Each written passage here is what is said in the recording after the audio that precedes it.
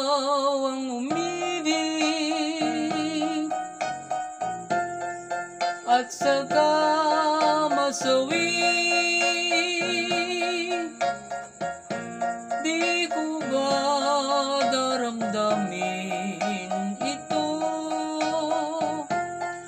tulad ng pagdaramdam ko sa'yo? At kung ito ay siyang tunay na mangyari sa puso